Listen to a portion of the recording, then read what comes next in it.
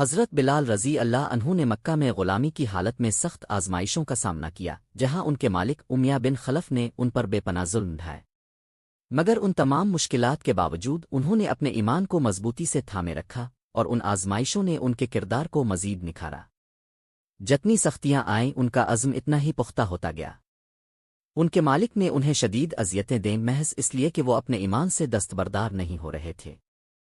انہیں جلتی ریت پر لٹایا جاتا، بھاری پتھر رکھے جاتے، مگر وہ صبر و استقامت کی ایک بے مثال تصویر بنے رہے۔ ان کی کہانی ایمان اور انسانی روح کی مضبوطی کا ایک لازوال نمونہ ہے۔ آخرکار نبی کریم کے قریبی ساتھی حضرت ابو بکر صدیق رضی اللہ عنہ نے انہیں آزاد کروا لیا، اور یہ ان کی زندگی کا ایک نیا باب تھا۔ وہ مدینہ میں اسلامی معاشرے کے ایک اہم رکن بن گئے۔ حضرت بلال رضی اللہ عنہ کو نہ صرف ان کے گہری عقیدت بلکہ ان کی دلکش آواز کے لیے بھی جانا جاتا تھا۔ ان کی قرآنی تلاوت میں ایک خاص سوز و گداز تھا جو سننے والوں کے دلوں پر اثر کرتا تھا۔ حضرت بلال رضی اللہ عنہ کی اسلام کے فروغ میں خدمات بے حد اہم تھیں۔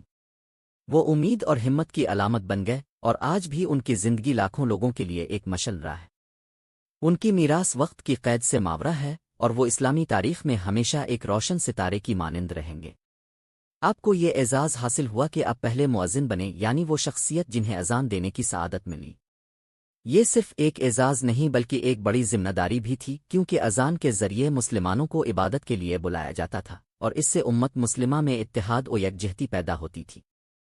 اذان اسلامی عبادات کا ایک لازمی جزو ہے، اور حضرت بلال رضی اللہ عنہ کی پرسوز آواز اس مقدس فریضے کے لیے موزوں ترین تھی۔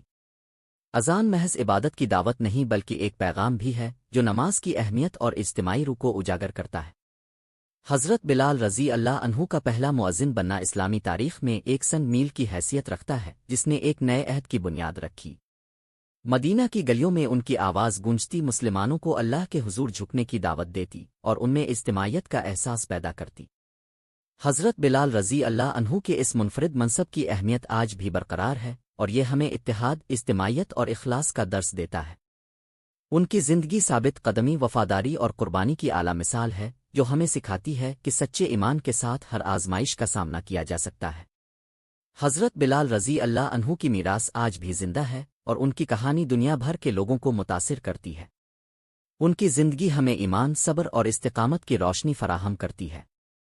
اپنی رائے کمنٹس میں ضرور شیئر کریں، اور منزل روشنی چینل کو سبسکرائب لازمی کریں۔ بتائیں کہ حضرت بلال رضی اللہ عنہ کی اس بے مثال قربانی اور ایمان نے آپ پر کیا اثر ڈالا۔